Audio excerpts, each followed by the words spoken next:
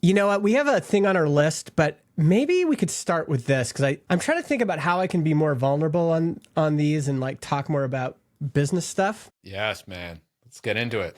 The hard questions. Now it's time for the panel. Tune it in, don't you change the channel. It's the panel, it's the vibe. Justin and Brian keeping it alive. It's always hard when you've got a real business that's going because there's just not everything you can talk about. But, you know, actually on that note, and we'll talk about your thing right now, but there is something I do want to talk about that I have been hesitant to talk about on air. And I'll say it. All right. Today. So, yeah. Is it something about me? Is this a confrontation? It's something I've been meaning to tell. This is an intervention, Justin. And no. All right. Yeah. All right. Okay. So what do you got? So little tease. So one of the things we've been worried about, and you know, I went back to our notes from 2022 from our team retreat, and one of the comments I have in 2022 was, I think as a company, we need to be concerned about remote recording applications like Squadcast and Riverside and Zencastr that are going to add hosting. And we've had a few waves of this now. Zencastr added hosting back in 2022. And I thought for sure it's going to happen with Riverside. And this was something that's been on my mind. I think this is the hard thing about being a founder is my sense from talking to people is that most people have this kind of, they always want to be optimistic. Like, you know, everything is going to work out. It's fine. We're doing good. Don't worry about it. But I think a founder really needs to hold two things in tandem at the same time, which is there are threats and there are opportunities.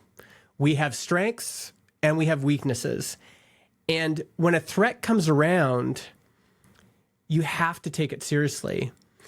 And when Riverside, I knew I'd gotten a tip back last year that Riverside was working on hosting. And also, like, you don't have to be like, you don't even have to have insider knowledge to know that, like, it's sort of like an obvious next thing that they would do, right? And I mean, listen, as a product person, I started recording podcasts in 2012. We used Skype call recorder. Recorded 3 episodes with my buddy Kyle. After we'd recorded 3 episodes, we're like, how are we going to distribute this? And if Skype call recorder had said, hey, we've got a way of getting these things you've recorded onto Apple Podcasts, I'd have been like, sweet, I'm going to try that out, right? It makes sense in the funnel. The funnel is everybody in the world that thinks about recording a podcast. They go out and try to figure that out. Riverside is getting a lot of the top of that funnel. And then the next part of that funnel is, how am I going to edit it? And then the next part of that funnel is, how am I going to distribute it to? So I've been worried about it.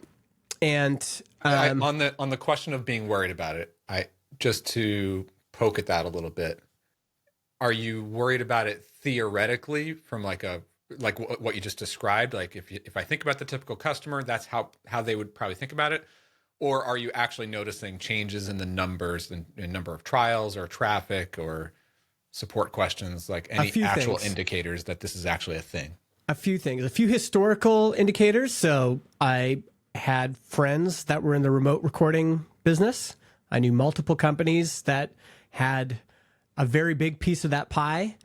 And I saw Riverside come in and take a lot of their lunch. Like, incredible.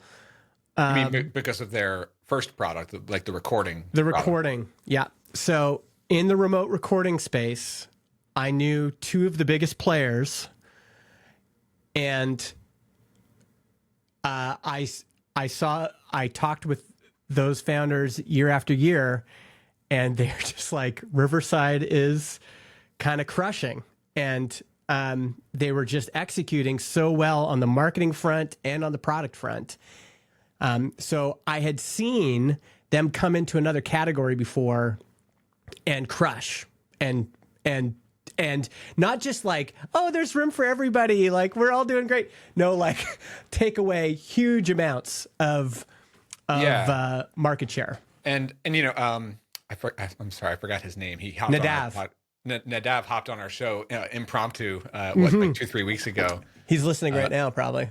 Probably, you know, founder of Riverside, which was such a great conversation. And as I said on that one, I'll say it again here. I could see where you're coming from, Justin, like in feeling like Riverside is a threat because they're the type of threat that, like, man, they're just so good. Yes. You know, it's like it's one thing to like I've got competitors in all the businesses I've ever done, and I'm, you know, I always look at them like, yeah, some are good, some are.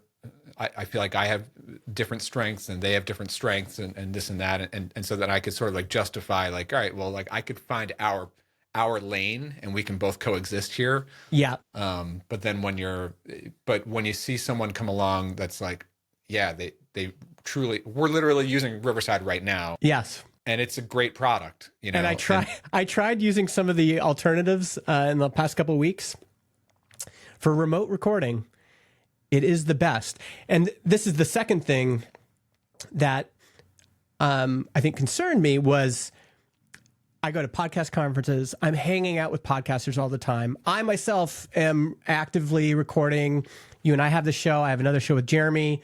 Every once in a while, I record a show with Build Your SaaS. I'm a guest on many, many podcasts. Consistently, Riverside is ubiquitous. It is one of those things that everybody uses. It's like being at a Ruby on Rails conference.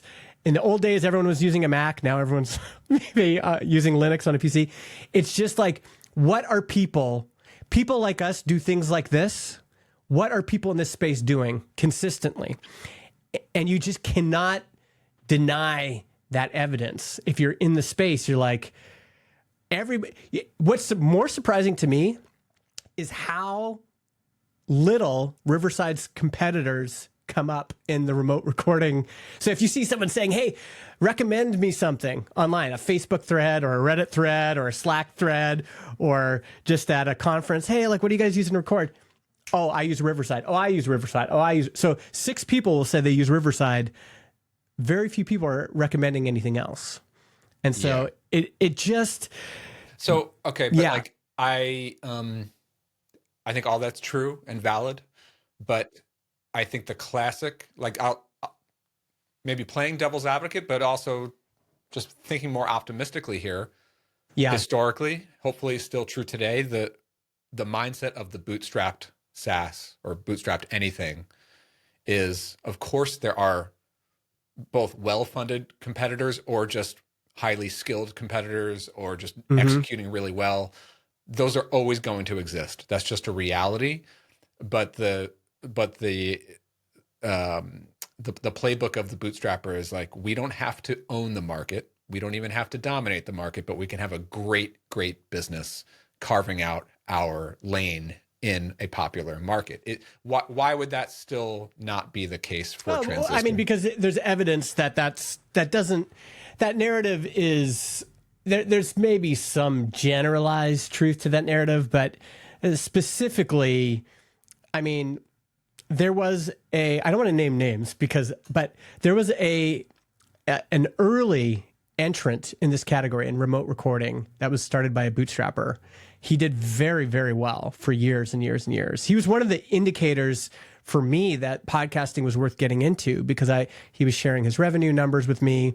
And he was doing so well. He owned the market. It was basically him and Skype call recorder. And he had like 80%. I'm trying to guess who we were talking about. Okay, I think I have an idea. And so, but that's still. I hear you, but like that's still just the recording piece. And Transistor has never been recording. So like I guess on continuing on my line of thought here is like, you've always been hosting. Why can't that still work? Because like if you think about it on the inverse, right? Like you're not considering getting into the recording side of the stack. I mean, right? We're considering everything all the time. I think that's part of the. I think this is what I'm talking about when I'm talking about. What I'm expressing right now is the stage where you are holding two things that feel opposite at the same time without, and just sitting with it in a way that is, you don't even have to act on it right away, but it's just an acknowledgement that this is a legitimate threat, but at the same time, we have legitimate strengths and opportunities on our side as well. Could this crush us? Absolutely. Is there anything we can do about it? Maybe. Is it going to be an existential threat every single day from this day forth? Maybe it could be. So we got to watch it. We got to, the first thing we did is we started tracking how many people were redirecting, how many existing customers were redirecting away from Transistor. Well, you could see that to Riverside. That's info. I mean, that's interesting. I forgot about that technical piece of it. Like I have people churn and because they're switching to some other alternative, and I always ask them like, what's your alternative? What are you going to do instead? And sometimes they tell me, sometimes they don't. But I don't know for sure. But you could actually see where they're going to redirect their feed. Yes, that is really interesting. Yeah, we have pieces of data coming in with new trials, and we have pieces of data with people coming out with cancellations. So I'm emailing people when they cancel. I'm also emailing people when they sign up. And then we can also see where do they redirect to, and we can also see how many people redirect back to us. Oh, well, back to you, meaning like they are switching from another host, or like they were. That's awesome. So a big one that happened, one of the early existential threats we had was Anchor came out and it was free podcast hosting. And so we watched it and we saw a spike of people redirecting to Anchor. And I remember calling up Nathan Barry and he said, listen, it's true, Anchor could destroy you, but here's how it's played out in the email market. Substack came along with a free product, redirects spiked, like people switching to Substack spiked. But then what happened was it ended up just being a bigger funnel for us. So people would start on the free thing, and then when they wanted to upgrade to something more pro, they would go to us. That could happen with you guys. And we've seen that. We can see people redirecting their Anchor feeds to us. When I ask them, hey, what brought you here? They say, well, we were just looking for the... and that's like a good example of the big spike that from a competitor or a threat that's like maybe really good on the marketing front or freemium, so they're really attractive from a pricing, but the product side wasn't there, right? Yes. Yeah. I mean, yes. I think it's just one I could see how this is more of like they're a threat because they've been around for years. They're executing on both product and marketing. It's not like just a spike. It's sort of just a gradual growth and domination. Yeah. But also, but my other pushback would be like, okay, yeah, like we acknowledge they're going to be an elephant and continue to be for the foreseeable future. When you say this could crush us, what does that actually mean? How would crushing you actually play out? Because in my mind, that would not happen overnight. Because it not like I could see how it could crush like new customer acquisition, and that could be bad. But yeah. It would also require like your existing customers to churn in droves, which is harder to see happen, right? Yeah. I mean, when they announced it, the day they announced it, we saw a spike of people canceling and redirecting. The nice thing is that since we've been tracking it, that spike went up and then it went down. So that at least and really like, I don't want to give exact numbers, but we have like 36,000 podcasts. We're talking low double digits of podcasts that switched. Okay. So it's nice to have things in context. Do you have still ideas for like what the one thing that we got to watch still is it could eat up our new signups. And in our market, in the creator market, I think this is true for Kit. I think this is true for any sort of kind of creator prosumer tool. You're highly dependent on new signups. So our LTV is actually pretty good. It's probably, I don't know, $900 bucks, $1,000 LTV. So people are sticking around a long time, generally on average. But in order to outrun churn, you need 10 to 20 signups a day. And then we convert 70 to 75% of those trials to paid. And I do agree with you from the, like, even if like the quote unquote crushing your business happens gradually over several years, like that's still not good for your business. So I also agree that like it's not ideal to just, it's not enough to just exist as an option. Like there has to be a reason why people should choose Transistor. That's right. Yeah. Like from a product standpoint. That's right. Like there has to be some unique benefit or some lane that's like, if like you said, like people like us do, what is it, like do things like this? Like, people like us do things like this. Yeah. Yeah. Like people like us go to Starbucks. People like us what's go... the story there? It's like, why would somebody not use Riverside and choose Transistor instead? And like maybe that story still is yet to be told in the next 12, 24 months, you know? Yeah. I mean, and it's multi-layered as well. The thing is, for me personally, even in the chat here, and this could be a personality thing, but I see people kind of like trying to reassure me or, you know, like pushing back on these feelings. And what I'm trying to say is I'm completely fine with these feelings. I'm fine with these feelings coexisting at the same time. This is the job. Like this is the job. You're supposed to be dealing with these feelings. Yeah. And personally, I might even be more adept at holding these things in tension and not being overly bothered by it. Because I know, like, the forces that exert themselves on a market, some of them are outside of my control. And I also recognize every day that there are forces outside my market that could crush us. Right now, the steel industry in Canada is being crushed by tariffs. Those companies are going out of business. Those forces are outside of those companies' control. They're laying off thousands of people. It sucks. That's possible for all of us. Like any of our governments could. People, I apologize. That wasn't my idea.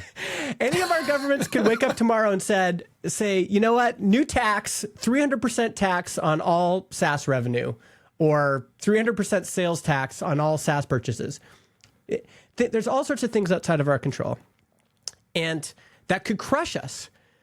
Just because you started a business and it works doesn't mean you get a license to print money for the rest of your life. That it just doesn't work. Adam Wathan has this great new podcast right now, Adam's Walk. Have you been listening to that? Love it. Yeah, it's great. Such a good show. Everyone should go listen to it. I'll link to it in the show notes. But you know, his business is getting crushed by AI in the sense that all of his market, all of the money was kind of flowing through SEO, people going to the docs, and then him being able to sell. There's things outside of his control that have happened. And so this is the job, which is recognizing these things. Yep, that's a threat. Not going overboard. Like I'm not going to run around like a chicken with my head cut off, but going, this is a legitimate threat. And let's start to think about our responses. So and you know, the other phrase that comes to mind is like, what got us here won't get us there. Yes, you know, and exactly. Like what you're describing here is, and what you're going through with this, you're not actually going through it. You're identifying it as a potential threat in the future, right? Like your business is still doing fine today. Yes. But you're totally right to be taking this seriously and thinking a lot about it, right? Yes. And so what I want to say on that is that like this is, to me, is way harder than starting a new business. Like what you like, because like changing your path when you already have an established successful business is extremely difficult. Yes. You know, because like it's not only the fact that like you guys are a public, like, you know, you already have an audience and a customer base. So anything you do, you have to tread carefully, like not to disrupt what you already have. But then also just mentally for you and your team to think through, like, how can we even think, like, reframe our mind of like what our own business and our own product actually is if we've been living this reality for years. Like, it's so much harder than just starting something from nothing, you know? Yes. Yeah. And being able to, like, because I talked to my team about it and I said, and they had the first thing, it's like, what do we do about this? And my first answer to that question is, I just want us to sit with this for a little bit. I just want us to feel it. And I'm not asking them to feel it as much as I'm feeling it, but let's just sit and let this simmer for a while. What's the second thing we're going to do? Well, the second thing we're going to do is we're going to keep doing the things that did get us here that work. We're going to keep offering great customer service. We're going to keep offering unlimited podcasts for one price. We're going to continue to have the simplest, most reliable, easiest to navigate product. And we're going to keep releasing features, you know, on a nice cadence. We're not going to mess with any of that. Okay, what's the next thing we're going to do? Well, the next thing we're going to do is try to come up with a few hedges, a few insurance policies. So, you know, what are some other adjacent things we could do that might give us a little hedge? I mean, one little hedge that we have is we added this AI transcription add-on, and that brings in thousands of dollars of new MRR every month that we wouldn't have normally had. So nice. Now all of a sudden we got this nice little, it was just like this, nice little bump, gives us even more cushion, gives us even more breathing room. Perfect. That worked well. I would be thinking about, and there's honestly very few, but there definitely are probably some examples of companies that established themselves and like did well in one version and then pivoted after they were large and became something new. And I mean, I don't have any really good examples off the top of my head, but one that I just started using myself this week is Vimeo. When they started many years ago, right? Like what, 15, 20 years ago? Yeah. They were the alternative to YouTube. They were trying to be YouTube. Kind of an artsy YouTube, like a little bit artsy. But like, if you had like your own like little indie film studio, you would put stuff on there. They had a little bit more of that vibe, but technically they were the same product as you. It was like it was essentially another video social network, you know, just like YouTube. But at some point they figured out in the last couple of years that they're not YouTube. They're not going to be YouTube, right? And so this week, like, I needed a video solution to have my semi-private videos hosted on. Like the ones that I share with Builder Methods Pro members. So like the ones that I don't publish to YouTube, I need a place to put videos that I'm sharing with just my private membership.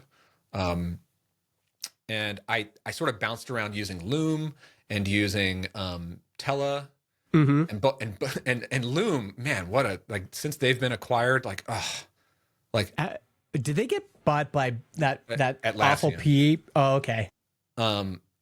Dude, like their product downhill. Like, they completely crashed and lost a bunch of my video a couple weeks ago, and then Tela I thought was pretty promising, but then they too had trouble like processing my 4K videos.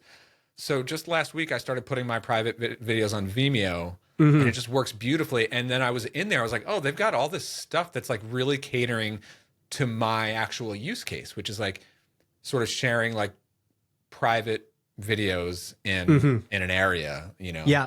And I don't know, they've got all sorts of tools in there that I haven't even dug into because I didn't even know that they existed inside Vimeo, but like clearly they're a very different product than they were back in the day.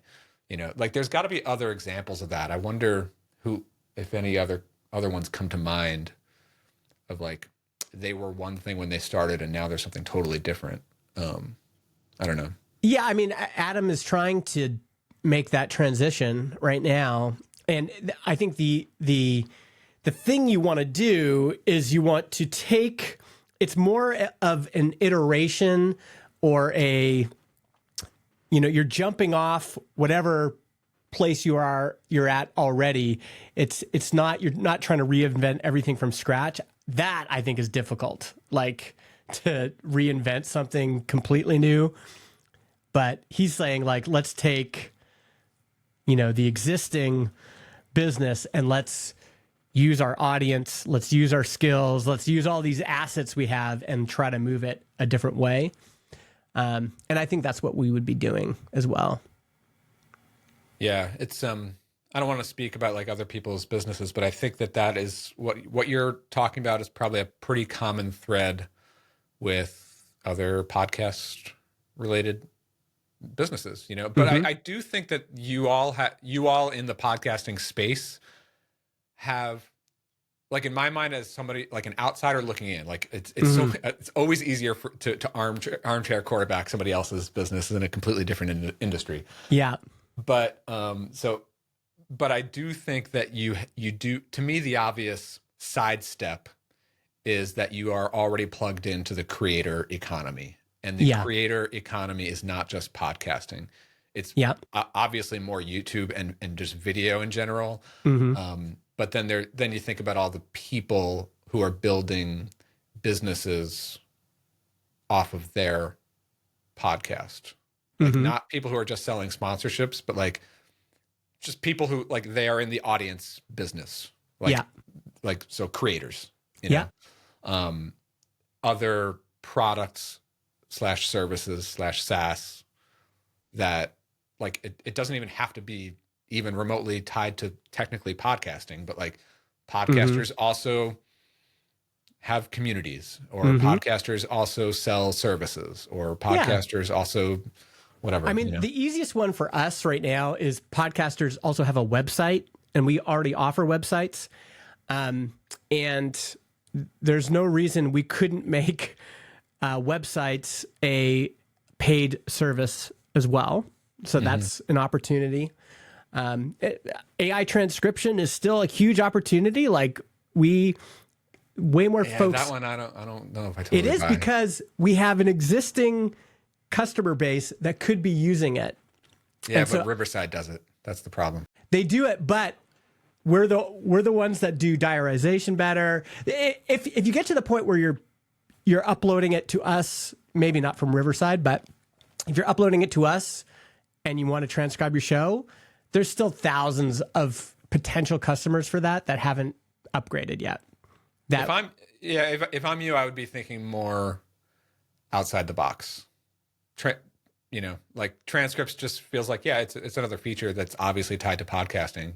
Like, of course you already offer it. Like, it makes sense. But like, I would be thinking about, like, what does the Transistor video platform look? Yes.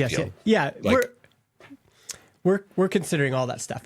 Now, here's another interesting thing that I think, again, it's helpful to keep things in mind. I'm only going to show this for a second because I share too much stuff on here, but this is our trial signups, and trials are killing it right now. So what's the time frame on this? December 31st, 2022 to, we just had November, right? So for those listening and not watching, mostly flat-ish with some spikes between 2022 and 2024. And then 2025, it's clearly going up. Yes. Yeah. If this is the baseline here, this one line, almost every month in 2025 so far has been above this line that we've never hit before. So trials are up this year quite a bit. And that is encouraging. That, it's something I'm going to keep watching.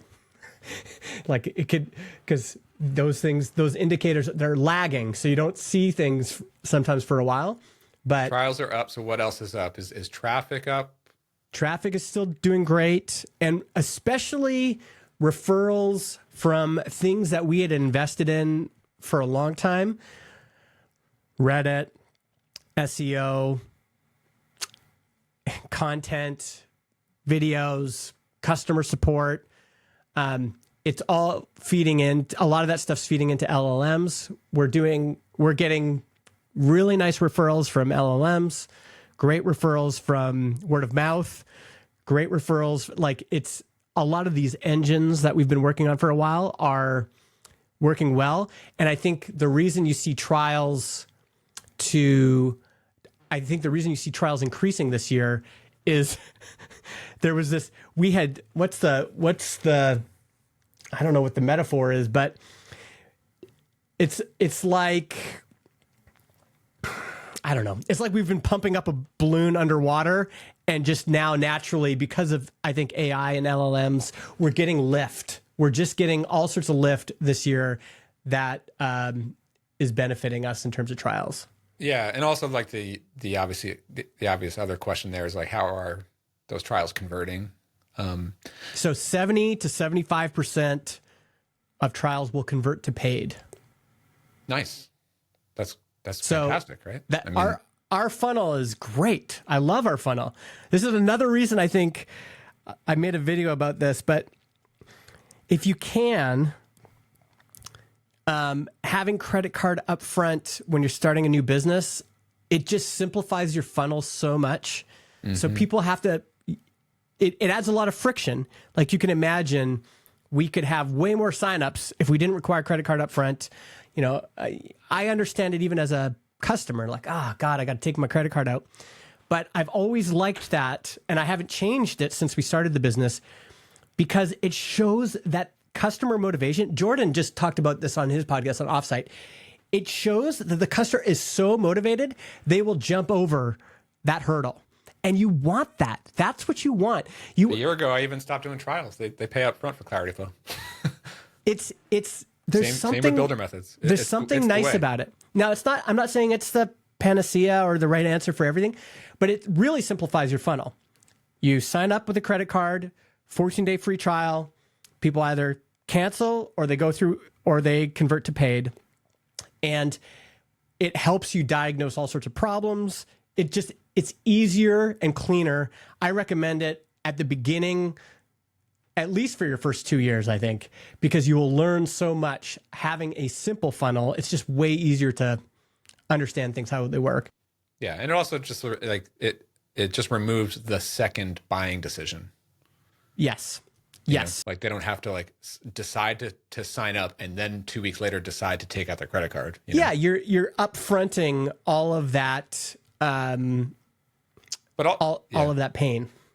Yeah, I mean, like, maybe one more hypothesis on why the general numbers just kind of float upward in 2025 would be, I have no data on this, but I would think that, like, yes, you're probably right about like all the years of content and being everywhere and being on Reddit and SEO, and now that's filtered into ChatGPT. That, of course, makes sense. And I think a lot of the best practices of SEO and content marketing also translate really nicely into ChatGPT and Claude optimization, right? I see the same thing with my businesses, but but I also think that the general, and this could actually end up being your hedge against the Riversides, is that we could be entering, I think we are entering another new, maybe a second wave of podcasting and media and video.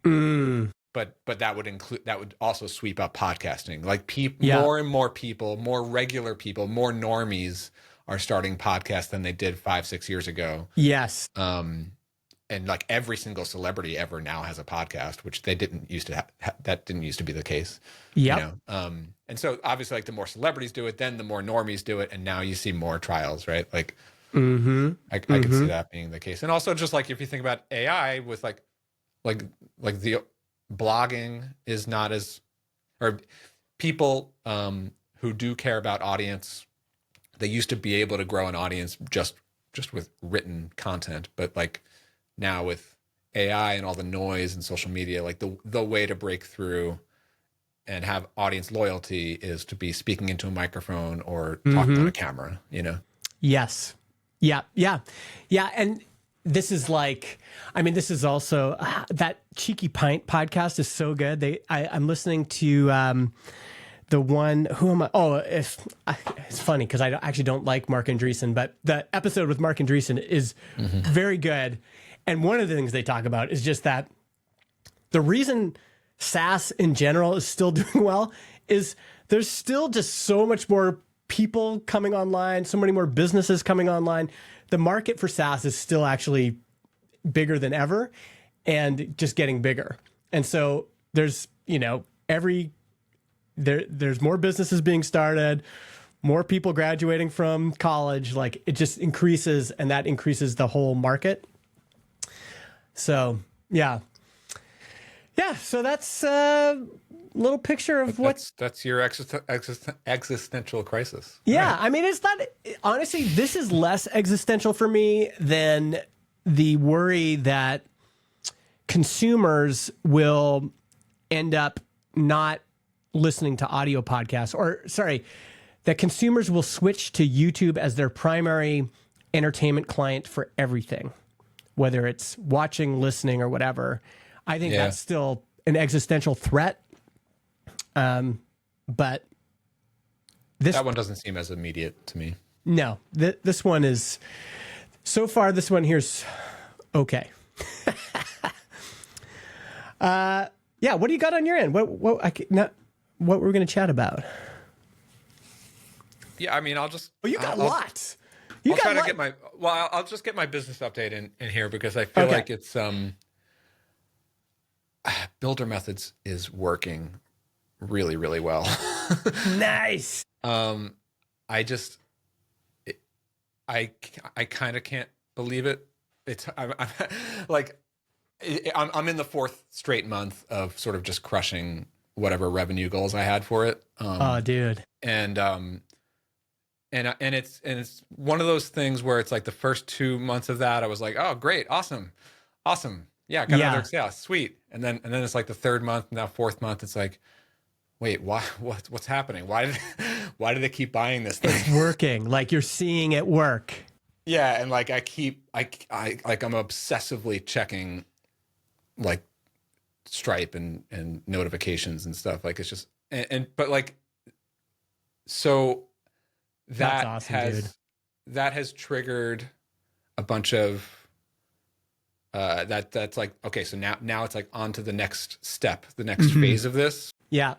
But I have to step back and acknowledge that now that I'm in the fourth month of this, I'm starting to gain a little bit of comfort and security that like this funnel is working better than anything I've ever had before. There's clearly that wave of demand was not a fluke for the first month or two. It's repeating and it's growing.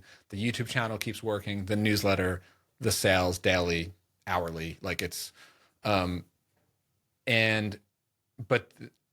now I'm starting to gain the security and the confidence and the comfort that like this is the thing that I'm building. I have a lot more work to do on like the delivery of value. I feel, but but clearly to me, like this is my business now for the foreseeable future, and that's what I've been after for, and like so. What a good feeling!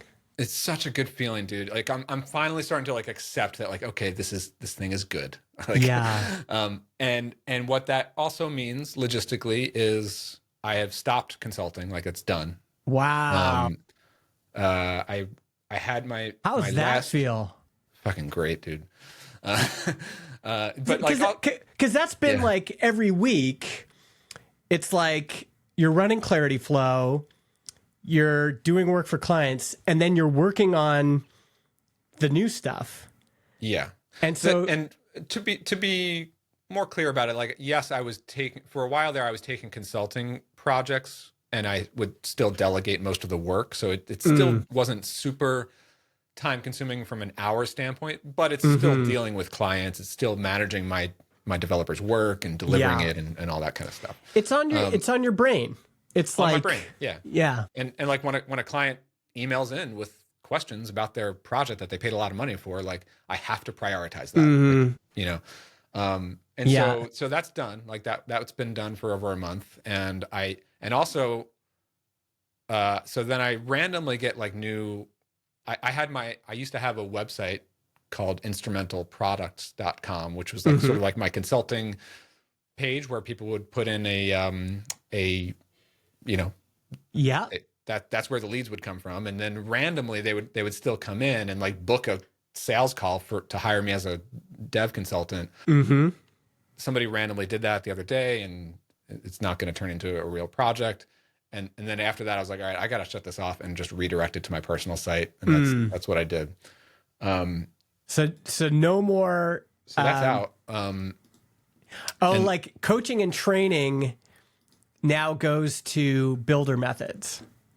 Yes. Got it. Yeah. Nice, man. So that's that piece, which was has been a huge goal of mine for the last 2-3 years, because I only brought consulting back into my mix just to kind of hold me over until I figure out what my next business is. And I think I've figured that out now. There's something that's so refreshing. Like when you're in those phases of the entrepreneurial journey, there's these cycles. And I remember right before Transistor, I was in a cycle of like, I had a bunch of things going. You know, I was doing some consulting, product and marketing consulting with all sorts of teams. I had the Mega Maker community. I had some courses and programs, Tiny Marketing Wins and marketing for developers and some other things. And I was building some SaaS projects as well. And so I just remember like, you're just like, okay, I'm going to try this, going to try this, going to try this. This is going to keep the lights on. And there's something, once we were, I can't remember how many months into Transistor. Maybe it was 6, 8, I can't remember. But at some point, 8 months in, I was like, this is working. I'm going to start getting rid of this stuff. I'm going to start letting stuff go. Fuck, it felt good. It just felt so good to like feel like you had all these things in the air and you're just working and you're exploring and you're trying to find something. And then it's like, you know what? I can drop this. Yeah. You know what? I'm going to drop this. I could drop that. And it's like, it's also not just, it's not just about dropping the hours or the commitment to that thing. It's the feeling of like, I've got something that's already so much better. So I feel secure in letting that go. I think in my case, the last 2-3 years was a little bit more painful. And obviously for folks who've been listening to my stuff for a long time, they know this story, but like I had already phased out consulting once before, like years ago when I had audience ops, right? Like I started out as like a freelance web designer, and then did sort of that mini agency thing for a while. Then I built and sold Restaurant Engine, and then built audience ops, and then completely just phased out all the consulting. And then I was just doing audience ops for a while, right? And then audience ops was automated, and then I can just hack on learning how to code and stuff. So like I had already gained that freedom back in 2017, 2018. Yeah. And then sold audience ops, and then tried to started Zip Message and Clarity Flow and all that. And then, 5 years later into Clarity Flow, it sort of chugged along, but I back to a point where I did have to, like, it was painful for me to like have to resort back to consulting when it was like something that I felt like I had already exited. And so now finally, with Builder Methods, I'm feeling pretty good about the fact that like I think I can get back out of it now. But then the next thing, and this is the thing I was on the fence. I've been on the fence about sharing publicly about Clarity Flow. I don't have any real news. I'm not going to get into any details, but like that's the other thing now that I'm starting to actively try to figure out what the plan is for me there. And that can be a number of different things. I have nothing to report here, but like I will say publicly, like I'm open to just selling it and exiting. To the right person or right company, and if for the right outcome for everyone involved. But but a very real alternative to that is to just continue to hold it and maintain it long term. And there are good realities to both of those things, but again, like now, right now compared to 6, 8, 10 months ago, like I was still in the mindset of like, a year ago, 10 months ago, I was still in the mindset of like, I am moving on. I'm looking for something new to get into, but I didn't have that thing yet. Yeah. So Clarity Flow has been a significant chunk of my income. For these years, like coupled with the consulting, but Clarity Flow was the only like steady recurring thing that I had. Yeah. Now fast forward to now, I do have that replaced with builder methods, and I'm feeling more secure that that's going to continue to grow. Yeah. So I'm feeling more comfortable with the idea of letting that one go as well. Yeah. So that's like the open question. It'll be interesting. I'm not gonna like report publicly on the evolution of that. I did want to just sort of say like, yeah, I think people should also know like Clarity Flow in terms of revenue and some other metrics, by most independent bootstrapper metrics, it is an incredible success. Like it's like it hit some milestones that are substantial. It's interesting, and I'm not going to talk real numbers here, but it is interesting. It behind the scenes, it is I think it's a fascinating case study in SaaS as a business, because it has hit some milestones that most bootstrapped, early founders kind of dream of. Yeah, but there are also some harder realities that a lot of bootstrappers are not aware of. Yes, especially if you have a family and have requirements and the costs involved, and also like the volatility of SaaS in general, and that whole game, but for the right person, like Clarity Flow would be an incredible business to buy. Like for the right person, it's like especially if there's like a strategic fit. It's like it I think it actually can be a multiplier, and that's also like, take my interest and whatever you want to think about the financials out of it. Like another thing that is important to me is like the future of it for the customer base. I have one person working on it, and she would probably go with it, but it's like one of the things that I honestly just don't feel so great about is holding something and not giving it the resources and attention and energy that I think it's a great product. I still use it myself every day. Like it deserves more. It deserves more resources and push behind it than I'm able to actually give it. And that's a feeling that I've had in the past. Like same thing with Audience Ops. It got to a point where I was like, there's a lot of potential here, but I just can't give it what it needs anymore, and that's sort of where I'm at with it. I just did some I think, because I use Clarity Flow a lot, I think I've uploaded over 400 videos to Clarity Flow.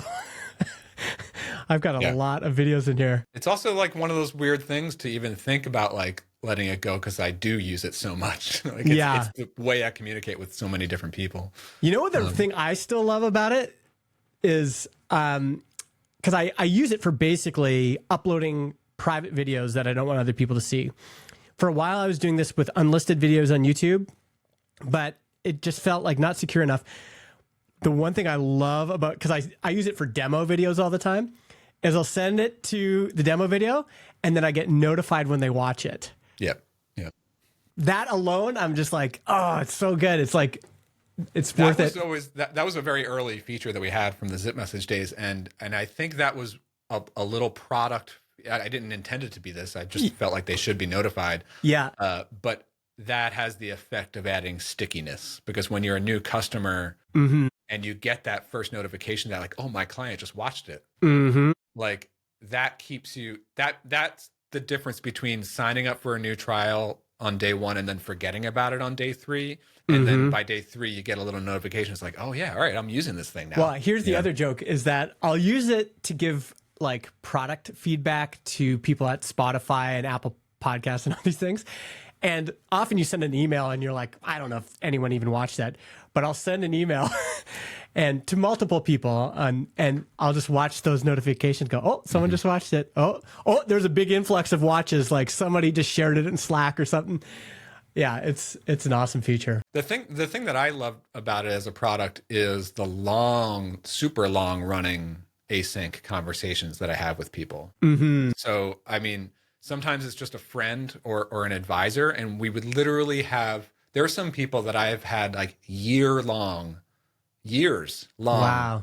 single conversation with in Clarity Flow. And you can just go through the sidebar in a conversation and sort of pull back these old threads, and it just scrolls right back to it. And same thing with like client engagement, like all that consulting client stuff. I had zero calls, maybe one sales call up front at the beginning, but then I would work with a client for multiple months and we would just go back and forth in Clarity Flow the whole time. That's it. It's awesome. You know, I'm also going to use it. We'll see if this works, but I have to, because Transistor's in the US and I'm in Canada, I have to pay a pretty expensive accounting firm to do all my taxes. And so typical, like this is one of those big firms like KPMG and PwC, they're all over the place. But every engagement I have with them, a Zoom call means that 4 people from their office join and it costs thousands of dollars. And so this year I was like, they're like, hey, it's time for this year's engagement. I'm like, you know what? This year I'm going to send you guys a video and I'm going to just walk through this year's stuff. If you have questions, you can reply to the video, you can reply to the email, but instead of us stacking all these people on a Zoom call that's just costing me money, let's just try this approach. So I'll report back. It might save me thousands of dollars this year. I wish more people like in the world would just embrace like asynchronous. For certain things, it's so much better. Yeah. I've had really like serious, deep conversations in an asynchronous format. And I often think that I really honestly think that it's like better than a live call. Interesting. In many ways. Like it's because when you're on a Zoom call, you're on the spot. So they ask you a question, I have to respond to you with the first thing that comes to my mind. Yeah. But if I'm in a serious conversation with someone, like if you give me a question, like I want to be able to gather my thoughts and prepare, maybe even like record and then re-record. Especially if it's like high stakes. Like I've had like negotiations and stuff where it's like I got to be really careful with my response here, you know? Yeah. Yeah, I always thought a podcast like Dear John. Is it Dear John? The Hank and you guys know who I'm talking about on YouTube? What do they say? Dear John, Hank Williams. No. Hank YouTube. Sorry guys, just let me who are those guys? The Vlog Brothers. That's what I'm talking about. Justin's live Google. That's basically they have a show that's based on that, where one brother's like, hey buddy, here's what's going on, and then the other brother makes a video to respond. I thought that would be cool for like, you could use Clarity Flow for that too. Like you could have one person talk and then another person. It would be a much different show, but there would be something about that would be interesting. But the other thing that so this isn't actually live. I don't even have a page up for it yet. I hope that I will. Well, next week I'm going away on vacation, going to Costa Rica. So yeah, dude, that's awesome. So yeah, I'm pretty psyched about that. Just no kids, me and Amy just going down there for a week. But I will have a 5-hour flight to get down there, so I'm sure I'll work on something if I get this. So this thing called Design OS is we got to talk about this. I'm really excited about this. I think it's going to require a little bit of explaining and showing before people really get it. Yes, it is a new. It's not super new, but it's the thing that ever since I've been working on how do we build with AI. Mm-hmm. The question in my mind is how do we deal with the front end design part of the development process? Yes. And like I really do think that we have to fundamentally rethink our process now that we're in an AI first era. We are not recreating the traditional process anymore, and we can't and we shouldn't, because it just doesn't work in this new paradigm. Yes. That's my belief. And what I mean by that is like the old way was, if we need to design a website or design an app, like I'm more focused on designing apps and UI. Mm-hmm. So the old way would have been, okay, concept for an app. Now let's wireframe it in something like Balsamic or Figma. Let's design it in high fidelity in a Figma. Like, let's basically draw a picture of a high fidelity user interface. Mm-hmm. Then let's hand it off to a front end developer to convert our Figma to HTML and Tailwind, and then we'll hand that off to back end developers to wire it up and make it work. That was the traditional way. Yes. Then even before AI comes into the picture, that started to get blended, because we started to get Tailwind and then JavaScript stuff and React components. And now it's like, oh, well, front end is now sort of componentized. So now, but then for components to make sense, you sort of need to wire up the back end on how these things work. So then all of a sudden, like, everyone is becoming a full stack designer developer. Yes. Right. So that all happened even before AI. But now that we have AI, it's interesting how even as I was developing Design OS, my first approach was a little bit wrong. Because my first approach was, okay, if I'm going to have Claude or Gemini or GPT-5 generate a high quality front end design, which they are all capable of doing now, how do I basically hire AI to be the designer instead of me, drawing rectangles in Figma? Yeah. And I thought that the way to do it would be to have AI like generate a mock-up and then take a screenshot of it. Okay. And that would be like my mock-up. And then I bring that into my code base and have like my actual coding agent rebuild that mock-up. But that's wrong. Okay.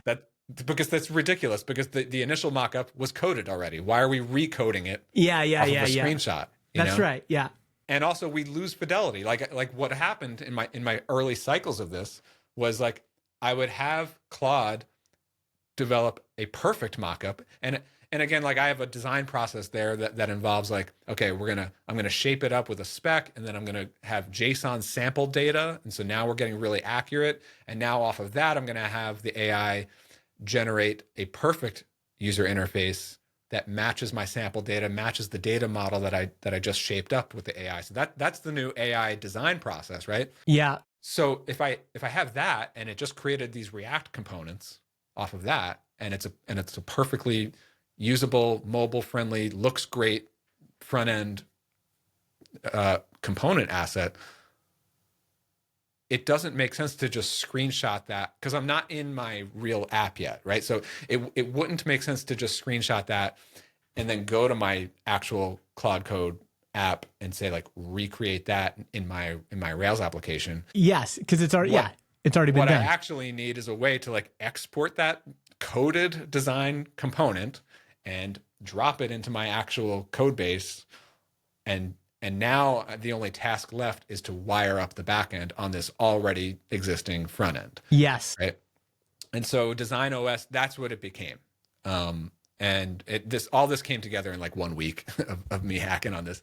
But, like, can't believe, like, because you dropped this video, you shared this video, and I was just like, holy shit, like, Brian, in a week, Brian can come up with a whole new concept and a whole new site and a whole new thing. Like, it's crazy. Just scratching my own itch, honestly. Like, it's really just like, look, like, how do I want to design a product? And so Design OS, what it is a, like, it'll be free open source, right? You'll clone the repo, and what that repo is it's a React and Vite app. So it's just a front end app. Yeah, let me see if I can find that video here. And that's not public, what I shared to you. Oh, can I show this screenshot at least? Yeah. Okay. Like, But another episode 2 weeks from now, I'll have the actual Design OS site up. It'll be at buildermethods.com/designos. Okay, I'm just going to show just people just a freeze frame from this video. Hopefully I did share screenshots on Twitter. Here, let me give you this, because I did a walkthrough on Twitter and Bluesky. Okay, maybe I'll find that. Hold on. I'm so like I did a quick watch of the video. Okay, here it is. Here's the thing to share. Okay. Just give it to you in Telegram. Okay, here we go. There we go. Yeah, this looks good. So what it turned into was like Design OS is like this interface that you would clone this React app, and there's a process where you start with like, okay, the product concept, you design the data model at a high level, then you create like the application shell. So you actually design like the color scheme and the application shell, like the navigation and stuff. Yeah. And then you move into each section of your application. Like in this example, like I'm creating like a client invoicing application. So, you would then like have the AI build out the actual dashboard for an invoicing app. And again, like there's like a step-by-step process to generate sample data, have it build that. You can even iterate. It all happens in Claude Code or whatever tool you're using. You can just run the commands no matter which tool. So then you sort of just go back and forth, get it perfect. And then on the final thing is the export, which is you download a zip file with all of your coded components. Okay. Along with screenshots just for reference, but you have the actual coded React components, Tailwind, all perfectly designed. Along with it, it also exports pre-written prompts. Okay. So you can then go into your application, which might be Laravel, might be Rails, might be Python, might be whatever, Next.js. The only requirement in your final application is that you have to have React and you have to be using Tailwind. Okay. So like in my case, I'm probably going to be using like Rails plus Inertia plus React, for Laravel. Like, so you would go into your application and say like, here is a package of front end coded designs. And here is a pre-written prompt with everything that I'm giving you, an overview of the product, the data model, instructions on how to, it's designed with like, it's actually developed with types and to make the data model underlying it being very portable. Yeah. So you can just plug it right into your app and then have the AI sort of wire up the back end, and now you have a functional app. And so this to me is the new process. This is the way that you can literally go from idea to polished, perfect designs in a couple of days.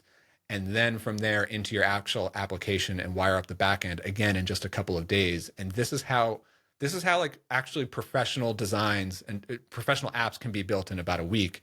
I just want to interject here.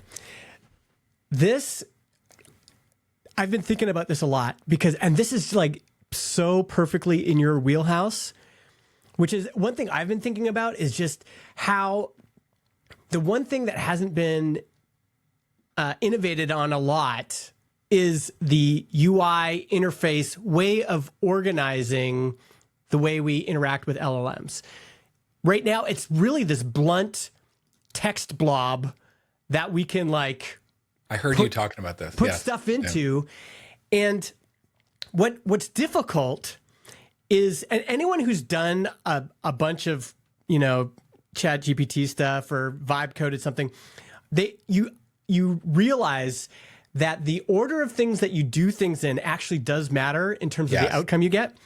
And so if you start with the wrong initial prompt and then you follow up with another prompt, we've all been in those threads where it's like you're just spinning your wheels and the LLM is spinning its wheels and you're not making progress. And then you jump over to a new thread and you're like, okay, I'm going to structure it this way. And then bang, everything starts falling in place. You're exactly right about the process and taking a very step-by-step approach. And that is like the core of not only Design OS, but like what what I'm teaching at Builder Methods. Yeah. When I create the core curriculum, it's this idea of like everything we do, there's an input and then there's an output. And you can't move from one step to the next until you have the output from the previous one. So like, for example, in Design OS, the way, like it starts with product, right? Overview, right? From there, and that's just like a couple sentences about what you're building. What are the core problems and the solutions that you're solving with your new product? And what are the key features for this product? That's all that is, right? Yeah. So then like the output of that is like that written up. Mm-hmm. And then it's like, okay, so if so just so I understand, this is the output. Like in this case, Design OS is saying, okay, hey, give me a product overview. And so then you're writing out the product overview and says, okay, that's good. What are the problems and solutions you're trying to tackle? And then you write that out as well. And or you could even just say like, it'll just say like the first command is called like product vision. And it just says like, give me your product vision, whatever it is. Could be short, could be long, anything. Maybe you've been writing this for days. Maybe you just have 2 sentences. Either way, just give it to the LLM, and then it will spit back what you're looking at there, which is like 2-sentence overview, like an elevator pitch, followed by problems and solutions, which is like 3 bullet points: problem and how it solves it. Okay. And then a couple bullet points of like key features, like a product like this at a high level probably does this, this, and this. That's it. This feels like I think the reason this is resonating with me, and I think it's going to resonate with a lot of other people, is it's in the same way that Ruby on Rails was like, here's Ruby on the Rails. Let's give you a track to go on. I feel like LLMs are the input is just like, give us anything and we'll give you a response. And I think people are feeling this struggle of like, what if I'm organizing this wrong? What if I'm prompting this in the wrong way? What if there's a better way to structure this so I get the outputs I want? How do I organize this step by step so I'm not giving it too much all in one step, but that I can like sequentially get to the answer?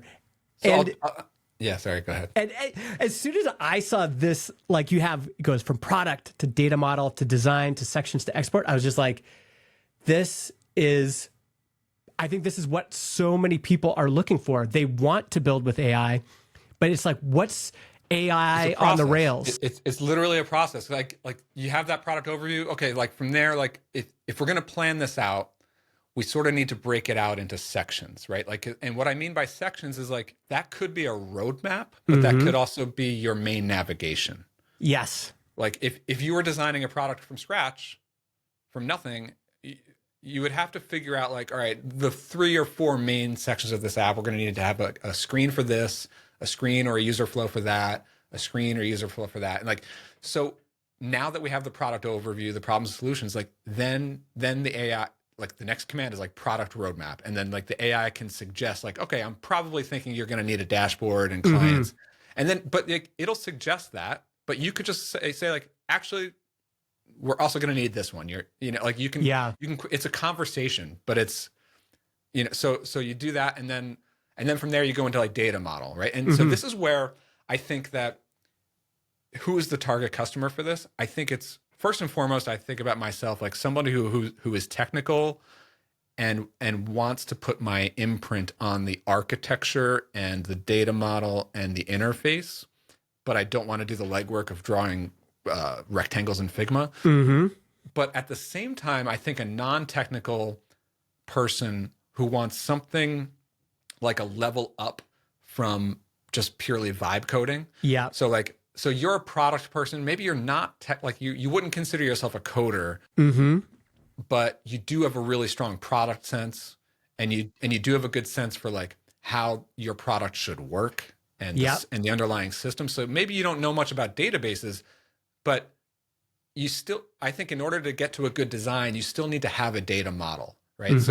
So once you've already established product overview, a series of sections, now the AI can suggest like, okay, we're looking at an invoicing app. You're going to need a concept for clients, a concept for invoices, a concept for line items. Let's build out a simple data model that outlines those things. Does I this look love good this to you? And like, I love it's this like so even much. This even is a so good. non-technical person can look at this and say like, I could read that. Like, I know what I'm looking at here. And also Yeah. a technical person can think like, I'm seeing a data model come together. Yes. And the anybody that's worked with these tools has felt like even if you're using V0 for something, you'll get down a certain road and then you'll realize, oh, you know what? There's something foundational that I missed that I need to add. Adding something retroactively on, like when the AI has built from an initial set of assumptions and then you're adding a whole new dynamic later on, very difficult to do that retroactively. But if you have a plan, if you have it organized, if you have a checklist, a lot of this is a checklist. Like, hey, now we're going to talk about the data model. Like, what are you going to need here? We're going to need users, clients, invoices, line items. What are the relationships between these different entities going to be? Let's map that up right now. Like inputs and outputs, right? Like we can't move on yet to the design until we think through this data model first. Yeah. So like that's part of it. And then like, you asked about like how this sort of came together in a week. Like the next section on design like didn't exist at first, but then I realized like this is a common downfall of what we've been doing with trying to design with AI, right? Like because my initial thought was like, we have the list of sections, like the dashboard and the clients list and the invoices list. So let's just start designing those one by one, right? Yeah. But then what happened was like, okay, if we're going to design the dashboard, great. We generated a design for the dashboard. It looks good. We're happy with it. Now let's move on to the clients list. If we just start from scratch there, yeah, like now you have like two separate designs. They're not even connected to one another, and they have like different outer shells. Maybe they have different details that are different. Yeah. And now we're talking about like piecemeal, like duct taping different. And we've all isolated seen this. designs It can be together, as simple as like the container div on one screen is different than the container div on the next screen. Yeah. And you're like, what is going on here? So then I was like, all right, so like really before I even get into designing each individual screen, I sort of need to design the shell of the application first, like the global elements, the color scheme, the fonts that I'm going to use, the navigation, where that is, it a top navigation or a side navigation, Yeah. And then when I get up to the section designs, the individual pages, like those all need to use the outer shell that we've already designed. Yeah. And also when we make buttons and stuff on this, we have to make sure that they use the primary, secondary color that I've already established. Like they can't just redefine that every time. Yes. So like that's why I added in that middle phase, which is like, let's design the outer shell, the global elements, and then we move on. Again, it's like inputs and outputs. Like we've established the shell. Now we can move on into the pages. Yeah. This is so great. Honestly, like I'm just really excited about it as a tool. Cause like, it's like, I have a long list of shiny object products that I want to build. Yeah. And like, I've still, even when I did like Agent OS, like that was one step forward, but I still felt like even with AI, even taking a fully AI approach, I was still slow. Like, why am I still slow to build things and get them to a shippable state? It's because all the different parts of our process they just don't work in the new paradigm. That's right. Like, and it's to me, it's always been a UI problem. It's been a user experience problem that you've got this big open-ended chat input that can do whatever. It's like, no, I need a process. I need step by step. We need to corral all of this potential and actually efficiently target all of that power in one direction, Yeah, exactly. It's like, it's really does require like a rethink from the ground up of our process. Yeah. It's been crazy to like, just from a coding standpoint, obviously, like, we can code now with Claude Code, and that's been very different. But like, I think we're at a point now where it's like, how does the design come together is even more important, So how can people get access to this? How's that going to work? So it's an interesting, this actually blends into the Jason Fried once model, SaaS model, because so my thought right now, I'm curious to hear your feedback on this actually. So my thought is Design OS is going to be the next free open source thing that I release, just like I did with Agent OS. Okay. Yeah. So it's hopefully by next week, I'll have a page up on buildermethods.com/designos. Mm-hmm. Or I'll be on a beach in Costa Rica. We'll see. So it's going to be free open source to download and use like this React app locally and generate what you're just showing on the screen. Mm-hmm. But I think that there could be an opportunity to have a SaaS cloud component to Design OS, an optional thing. Because I do think that there's going to be a need by some to take like the screens that we're looking at, like to share that with your team or share with stakeholders or share with a client. Yeah. Or comment on the designs and get feedback on them. And this is all happening before we get into our actual app's code base. We're just in the design phase here. So I could see like some sort of like optional cloud service where you could like push this Design OS interface up to a shareable URL that you can share with your team and okay, this is interesting. This is why, man, we're going a little bit late, but let's talk about this because this is the fizzy thing. So like when Jason Fried tweeted that about sorry, like you were going to explain it. Yeah. So Fizzy is 37 Signals' product. It's a Trello competitor. So if you remember, Trello was free. There's a free version of Trello.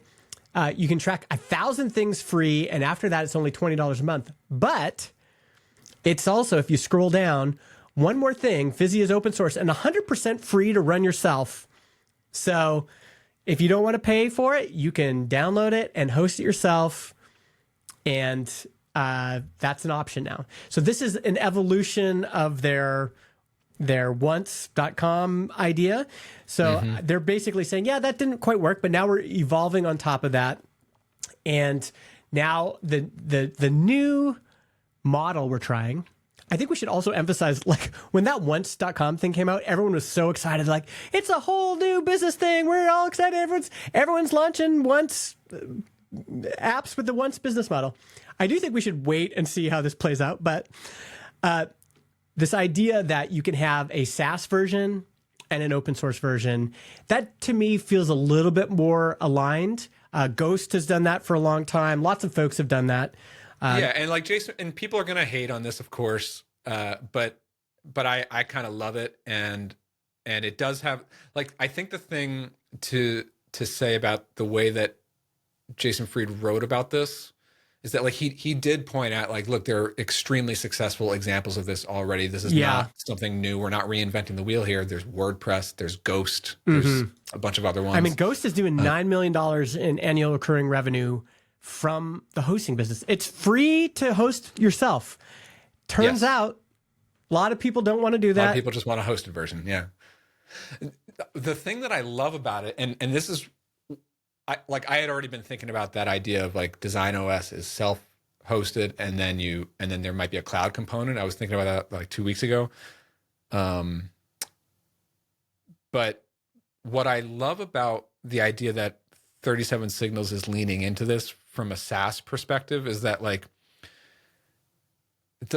and honestly, I think that this could be the new evolution for how the SaaS business model evolves.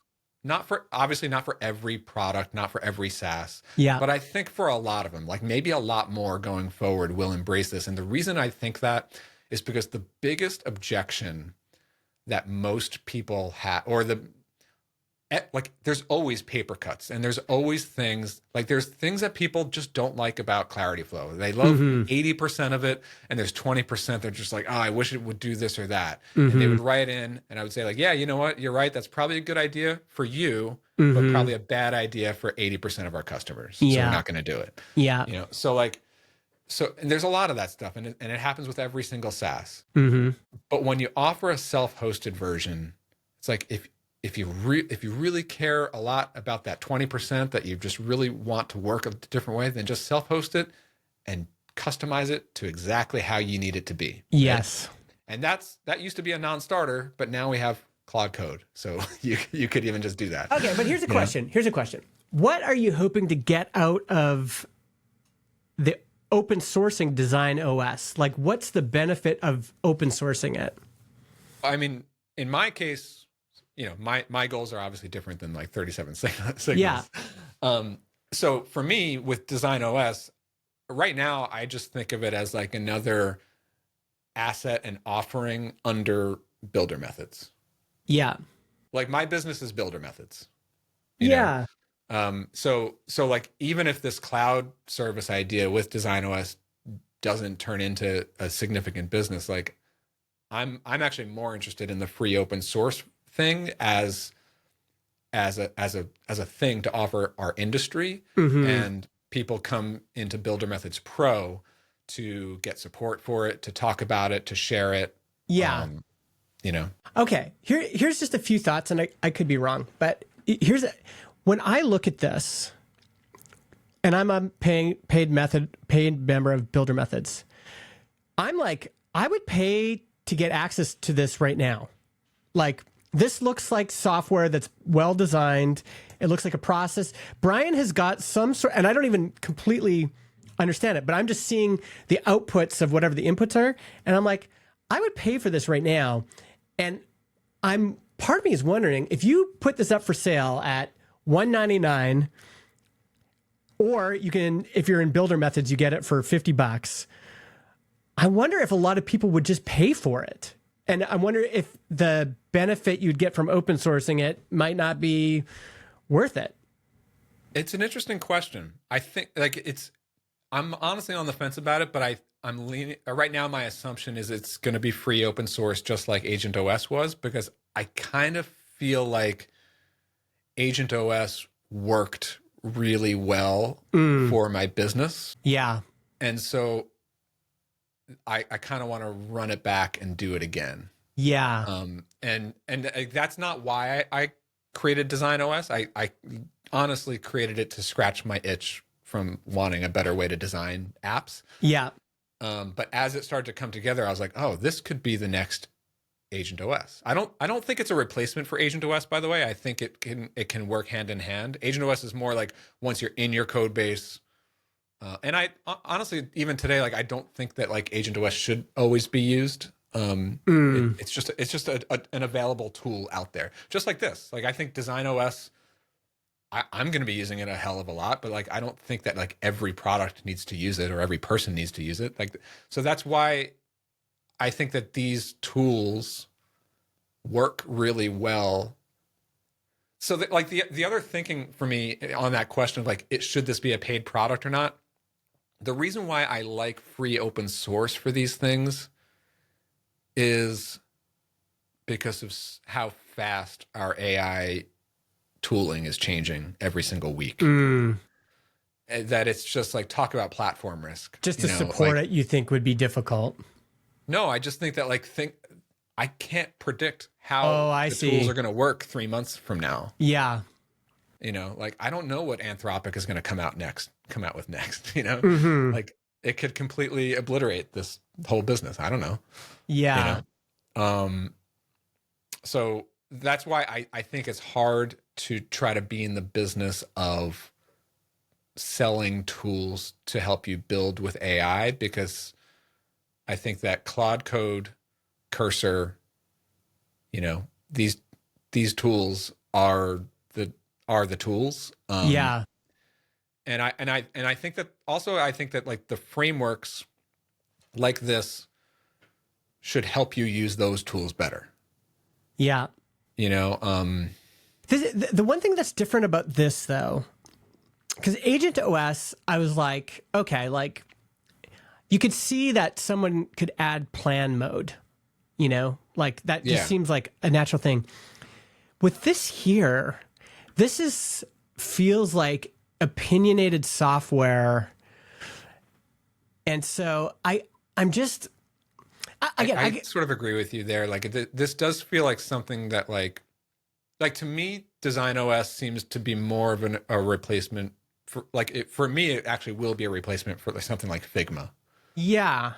Like I just won't create mock-ups anymore, And I mean, as you were talking, I was like writing up this little diagram because I don't know how it connects, but so I guess the in favor of just open sourcing it, I think there is this like, and maybe builder methods could be like this. Like maybe builder methods is the equivalent of this. Like I'll just use Design OS on my own, but over here it's like, nah, I'll hire builder methods, and hire is meaning like I'll pay for like builder join it or methods whatever. Yeah. to help me with this. So like there's all sorts of things like this. Like you can host WordPress on your own, but it's like, nah, you know what? I'm just going to hire WP Engine to handle all the security updates and all the upgrades and everything like that. I could update Laravel on my own. Like there's a new version. I could figure that out on my own. Or I could just pay this third-party app, Laravel Shift, to just handle all the updates for me. So yes, I could do it free. I could manage it on my own. I could do it free. Yeah, the one thing about this is that there's some technical aspects to it too, though. Like, I actually did think about, when I started thinking creatively about like what would a SaaS version of this look like a cloud version. My initial thought was like, what if all of Design OS was a SaaS? Mm-hmm. So you would like log into whatever, like I actually got the domain design-os.ai, which is it's a terrible, I hate putting dashes in a domain, but I couldn't find anything better. So yeah. I was like, maybe what we're looking at there could be like you log into it and you define your product, you do it all in there. The problem with that is like, then I would have to like recreate a Claude Code like interface. Mm-hmm. Of course you could do that with the API and stuff, but like, I think what professional designers and developers want is they want to use Claude Code in their editor. Yeah. So, and it's much more powerful and like you have the full power of having a conversation with AI to dial in your design. Like it works beautifully when you do this in Cursor or in Claude Code, right? And I think also it doesn't match up with at least the way it's laid out right now. It really is something you would use on a new product. And so too. For SaaS, it's not. It still feels like maybe like I said, like when you showed that to me, I'm like, I want to do that right now because I want to pay for that. Like I'll. Well, like I do think that like where my mind pivoted to on the cloud thing is like, okay, yeah, I think me and other professionals will still want to like download and create the design and run Design OS locally. Mm-hmm. But if I'm on a team, or if I have clients, if I'm designing for clients, then I am going to want to share this stuff and have conversations about it before we get into the code base. Yes. And like, so that's where I think the cloud services, it's like, I could create these designs locally, but I could push them up to a cloud service. Yeah. And technically, like if you really want to avoid paying for it, you could just like throw Design OS up on a Netlify, whatever, like host it yourself and then share it with your team. But I think that there could be other benefits to like one click, sync it up with your GitHub account, automatically push your Design OS designs up to this service. Yeah. Share a link with a stakeholder, maybe have some commenting and feedback on it. Yeah. I mean, this is in that case, like that just. Like you could have like, here's version 1 of our product design, and then like, okay, let's log that, and now we'll do a second version, and then a third version. Have a cloud service to sort of cycle back through those. You think of like an agency like Titan. I mean, what you would be offering here is just like this built-in process for them to use to work with their clients. Like, okay, we've got 10 clients, or Thunk is another agency. So, they're working through this with so many clients. Even if you weren't using AI, this process that you've outlined here feels like it would be so useful if you had an agency and you're building apps for other people. It's like, hey, okay, everybody, we're going to define each of these things together. And it's like, hey, what's the Johnson & Johnson file? How's that doing? Oh, we're at the design stage. We're coming up with the design system and all that. And then eventually we're going to run this playbook and we're going to get to the point where we then build the application. But it gives them such a nice framework for building these projects. Like if you're an agency, this is what you're doing, right? This is the playbook right here. Yeah. I don't know if you have to go or anything. I just wanted to like one more point. I've got no sauna today. Okay. No sauna today. Just to like step back high level for me personally, and this sort of answers your question of like, but like, I am now just for me personally, like I'm of the mindset that like I'm not in the SaaS business anymore.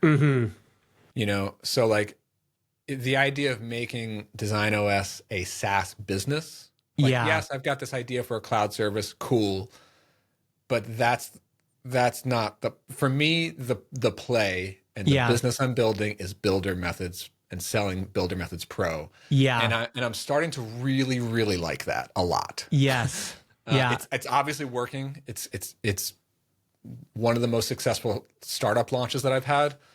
I want it to keep working, and I see so much more long-term potential for me by leaning into that and sticking with that mindset. And what I mean by specifically, because like I think that there's a lot of people in our industry, especially our circles, who just feel like there's a lot of people who say like SaaS is the be all end all. Everybody wants a SaaS. Everyone wants a successful SaaS. I'm here to tell you that for at least me in the year 2025, I've decided that like you can just do things and those things don't have to be SaaS, and it can be great. And yes. So like that's the thing is that like I'm starting to really appreciate the value of not having to compete with alternate SaaS tools. Yeah.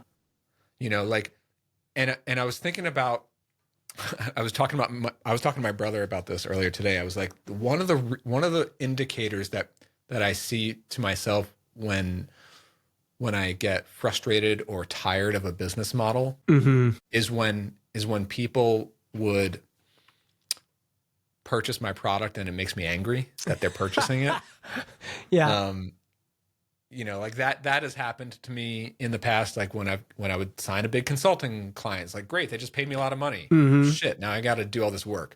Or customers would sign up for a SaaS tool like Clarityflow. They're paying $79, $99. Like, great. Yeah. But now they're going to send me all these support emails and complain about this or that, only to then churn and go to a competitor 3 weeks down the road. So like that is frustrating. Especially when you're in this phase of your life where you're trying to contract, like you're trying to you're enjoying offloading things. But then I have people buying like almost every hour Builder Methods Pro. Yeah. And it's like, they're just here to learn. They're just here to connect with like-minded people who are trying to transform and grow professionally and personally. Yeah. Like that's a positive thing. And in all likelihood, people are buying my thing and they're buying 3 other things. And that's totally fine. Like I'm not competing for alternatives too. Yes. Yeah.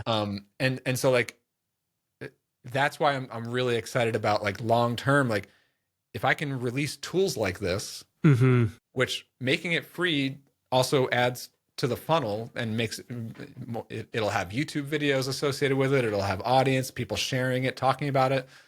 Like just today, like people are making YouTube videos about Agent OS. Yes. Like people, I don't know who these people are. Yeah. They're making these like 45-minute reviews of Agent OS, something I made.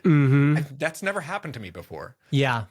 But like that kind of funnel, that kind of attention if I can turn that into a business model, which I think I have, like that is a better fit for me. Like I'm starting to finally realize, it took me way too many years to come around to this idea that like maybe I'm not a SaaS guy. I'm more of a creator and a tool maker. Yes. Like I like to make tools, but I don't want to have that be my business, because if I were going all in on the idea of making Design OS a SaaS that I'm only selling, and I have to make my money from that, then I have to say like, I want my customers to use Design OS and not use X, Y, and Z and A, B, and C. Because if they do, then they're going to stop using mine. And I just don't like to be in that scenario anymore, you know? Okay.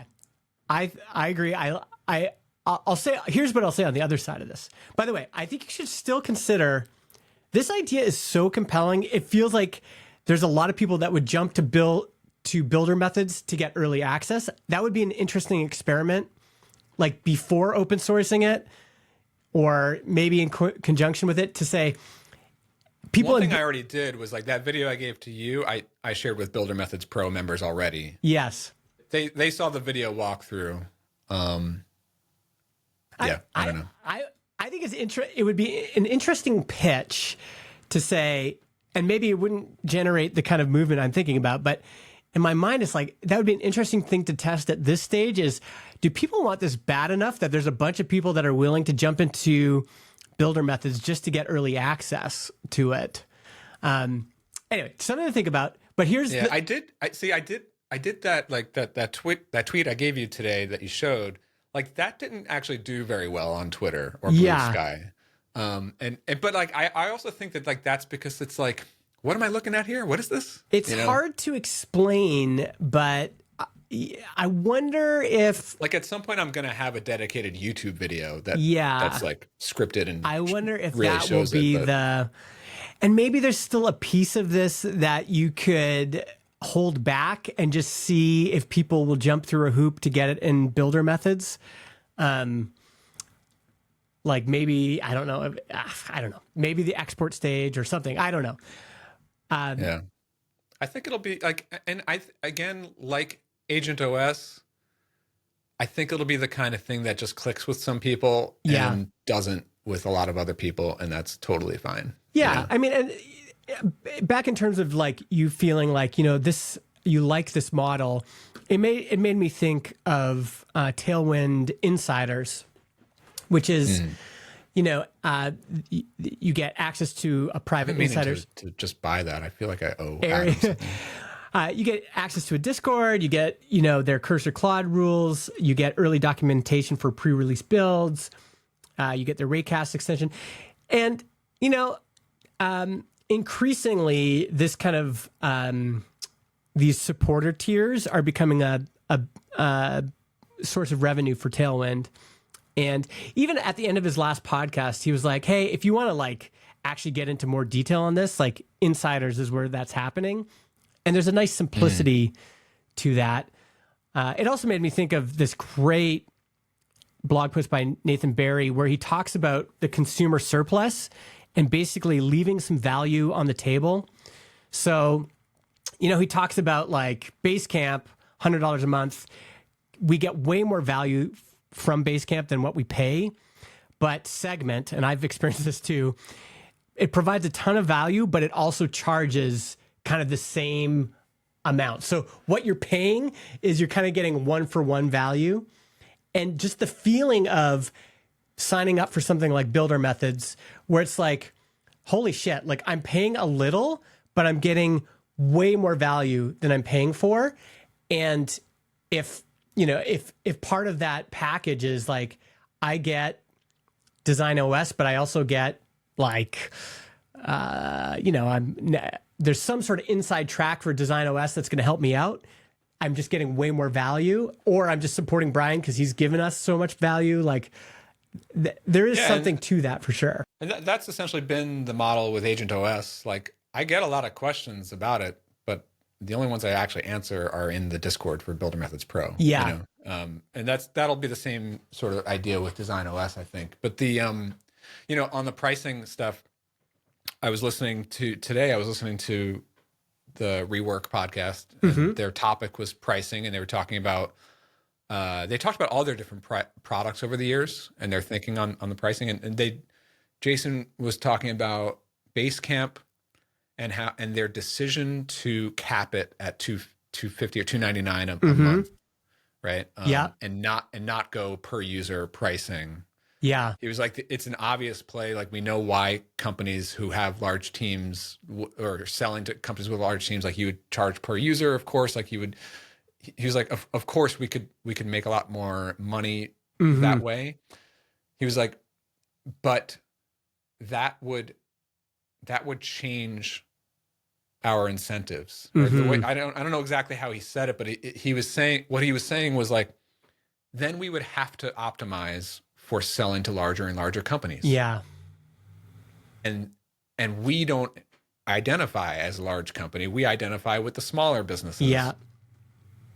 So that in turn is going to make us prioritize like what makes a good product for the types of companies, the types of people that we actually care about and that we actually identify with personally.